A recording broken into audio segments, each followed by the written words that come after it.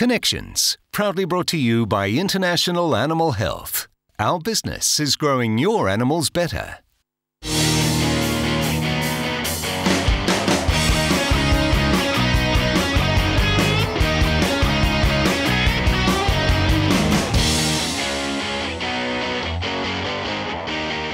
Hello, welcome to Connections. My name is Richard Haynes. It's great to have your company on today's show. Well, as a racehorse owner, I suppose one thing you might think about is what your horse is eating and what's going into its system. Well, our special in-studio guest today is a man that can really help us out with some of those questions. We'll get to him very, very soon. Connections at TVN is the place to go. Any questions on any shows you see, any stories you see here, or something you'd just like to inquire about, fire us off an email and we'll do our very, very best to answer it for you. Okay, well, time to welcome our guest in the studio for today's show. It is Chris Law, the CEO of International Animal Health. Chris, thanks for your time today. Off the top, I'd like to say thank you for sponsoring this show. Connections have never had a sponsor, and it's great. Sponsors are so important in racing and everything we do in our game, and it's much appreciated, and thanks for coming in today. Well, thanks, Richard. It's great to be here, and it's a pleasure to be a sponsor of Connections. Okay, let's go back to the beginning of the company. When did International Animal Health start and how's it progressed? Well, we're an overnight success. We started off in 1987 and we've progressed today where we employ 30 people in the western part of Sydney at Huntingwood. We've got a GMP style plant which is, we're federal regulator, so we've got to meet a national standard and also an international standard. So we go about our daily work, making sure that we produce the best products we can.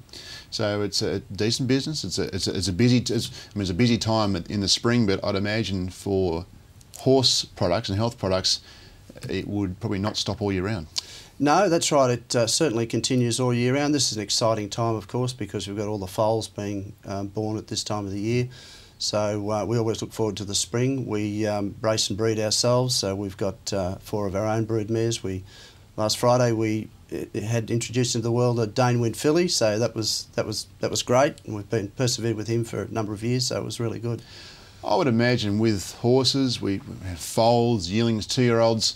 Every horse at a different stage of their life would require not so much different types of treatment, but different food and whatnot. Let's start with foals for a start. Lots of babies being born at this time of year. What are some of the products that you offer to clients that assist in the early days with foals and the raising of foals? Well, we've introduced this year for this breeding season a foal starter pack, and in that foal starter pack we've got a product called buffered iodine which is sprayed on their navels. The concern there is that when the mare foals and the foal is lying on the ground, that's the first point of infection for foals. So if you we recommend the use of buffered iodine, say for the first 5 days, to make sure that navel dries up nicely. And at the same time, when foals are born, they're born with a sterile gut, so they don't actually have any bacteria in the gut at all. So what we've been doing over the last 8 or 10 years is we've done an enormous amount of research into the development of probiotics, and in this case Protexin, which is a multi-strain probiotic.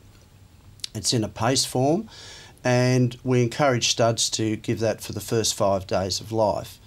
The reason for that is that the gut of a foal has very few lactobacillus, and this is from research that we've done with New South Wales Agriculture, who's called, they now call themselves I&I, Industry and Investment. We've done a lot of work with the studs. We've done 3 sort of major trials with vets and also with the Department of Agriculture in New South Wales. So it's taking in advice from breeders and all different groups to try and put the right product together for these young horses? Well, yeah, basically what we try and do is look for issues that are out there. Now, Jim Rogers did some work a number of years ago now where he gathered the data on over 7 years on 1,600 foals, and it showed quite clearly that within the first 5 days of life, or about 10% of all foals actually scour. Okay. So in the first 60 days of life, there's about 30%. So scouring is an issue. Now, it's not that we want to eliminate scouring, but we'd like to minimise it because it's all part of the immunity of the animal. We have some products just here on the desk. Can you enlighten us to what the starter pack might look like and some of the other? Well, the starter pack includes the buffered iodine and the protection paste, and then we move on from there to the worming of both the foal and the mare. Okay.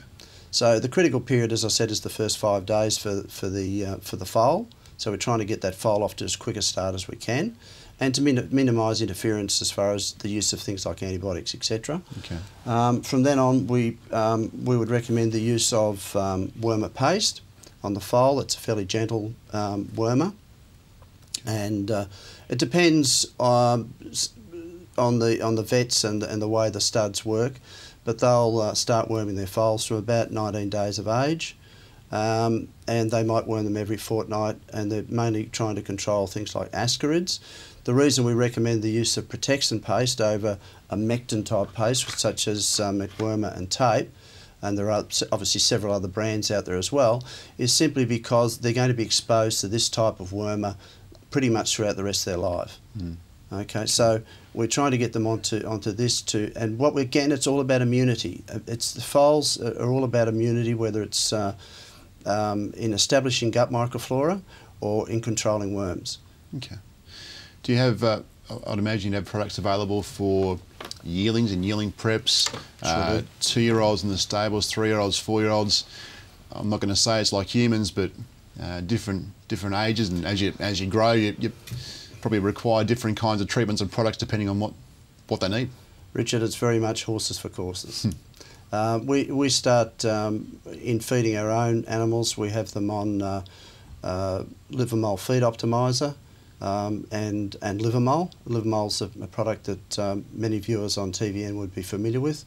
It's one of the largest selling products in this country anyway. It's used very widely from the racing industry through to breeding, but also in all the other disciplines of show jumping and pleasure.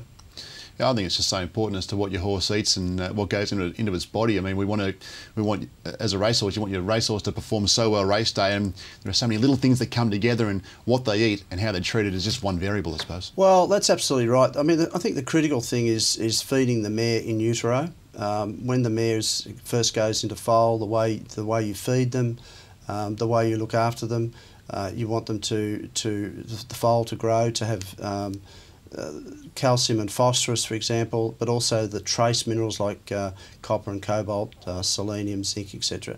All very, very important. Over the years with our own stock, we've had very little intervention. A lot of studs that you talk to or owners of horses will tell you how they've had strip operations done on foals, etc. We had one we thought we might have to do a couple of years ago, but we're only breeding small numbers. We've got 4 broodmares, but in doing that, we've had no intervention on any of our foals, and I really put that down to sound nutritional principles. Yeah, good start to life is so vitally important. Now, looking at your details, and if people would like to contact you, International Animal Health Products, and there is the postal address, phone numbers, and that kind of thing, and people, breeders, whoever would like to get a hold of you can certainly do that. We welcome that. We actually have an 1800 801 201. That's a sort of free call line, and we encourage people to contact us. They can talk to me, or they can talk to one of our customer service people at any time. We really welcome that. And there is a website too, I understand. Yeah, www.iahp.com.au. Okay. But please feel free to contact us, and you will get to speak to a real person.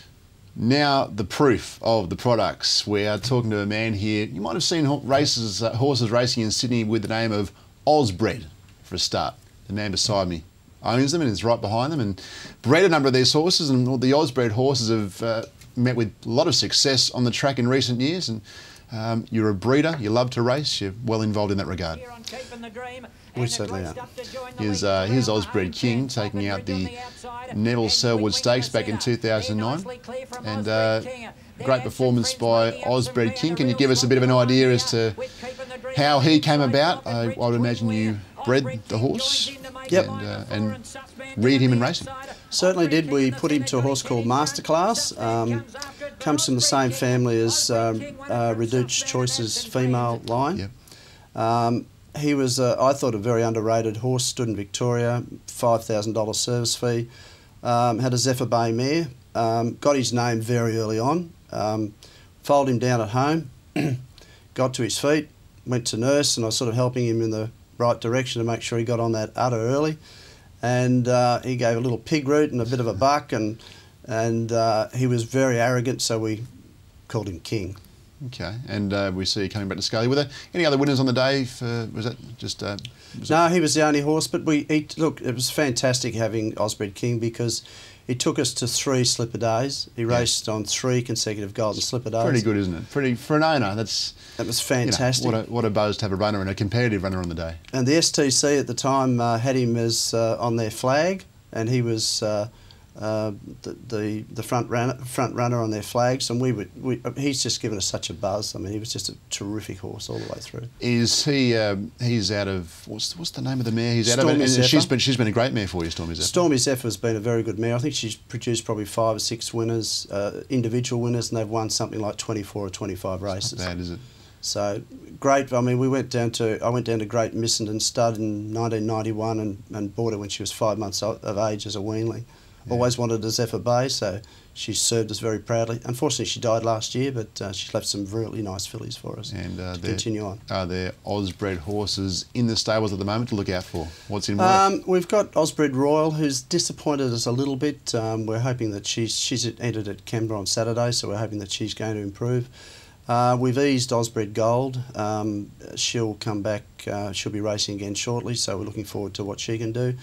I've got the last foal of Stormy Zephyr, a colt that we've called Osbred Benz, mainly because he's the only grey colt she's thrown, and when he goes past them in the straight, it'd be like a Mercedes going past them. So we're looking forward to him. And he's a lovely colt, he really is. That's a good name. Well, Chris, we thank you for your time today. And again, we thank you very much for sponsoring Connections. We value sponsors so much in racing, and I can tell you at Connections, we appreciate it. And when other newer products come on the market, I'm sure we'll have you on again. Thank you very much. Thank you indeed for having me, Richard. No, very much. It's a pleasure. Chris Lawler there from International Animal Health Products. Good enough to join us here on Connections. Now, coming up, the Racing Diary, the Owner's Diary. You want to be an owner this time of year. Look at this. The Ballina Cup, $50,000 this Thursday, the 8th of September now. It is Golden Rose Day. Big Route 1 race, 1,400 metres, Smart Missile, Foxwedge, Manawanui, Aeronautical, what a race, Helmet. Theo Mark Stakes, Group 2, 1,300 metres, the Kingston Town Stakes over the 2,000 and the Shiroko Stakes. A great day of racing at Rosehill this weekend. Likewise at the Valley, the Dato Tanshin Nam over the mile at Group 2 level, the Stock Stakes for the mare Group 2 at the mile, and the McEwen Stakes for the sprinters over the 1,000 metres.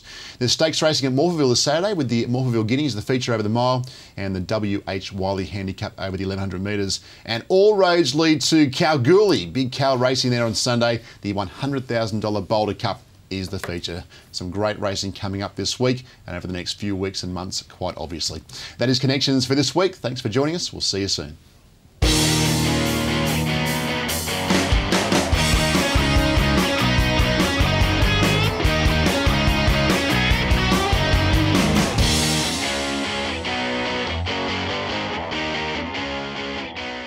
Connections, proudly brought to you by International Animal Health.